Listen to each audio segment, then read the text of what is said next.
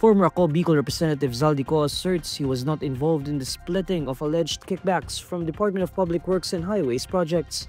In a video statement released on Monday, November 24, Ko claims former House Speaker Martin Romualdez allegedly instructed him to deliver 2 billion pesos monthly from DPWH projects. The directive reportedly came following Ko's appointment as chair of the House Appropriations Committee in 2022.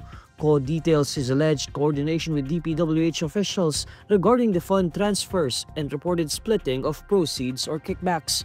This includes coordination with former DPWH Bulacan 1st District Engineer Henry Alcantara. Noong 2022, kakaupo ko pa lang bilang chairman ng House Committee on Appropriations, sinabi na agad sa akin ni Speaker Romualdez na kailangan ko makapag-deliver ng 2 billion pesos kada buwan.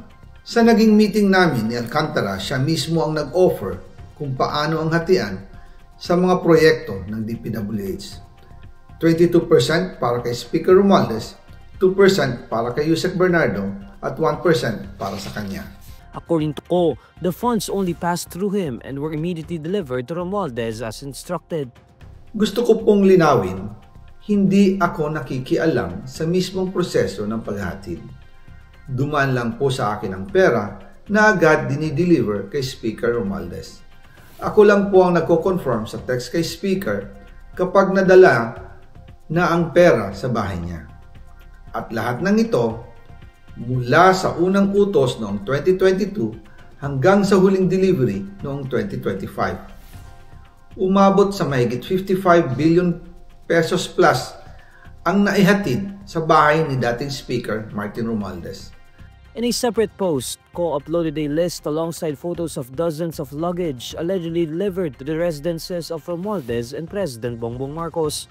Ko is accused of violating the Anti-Graft and Corrupt Practices Act as well as malversation of public funds through falsification of public documents.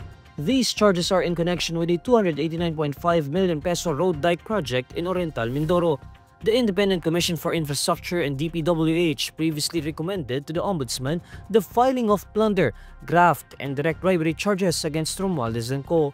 Romualdez has denied any links to alleged irregularities in flood control projects.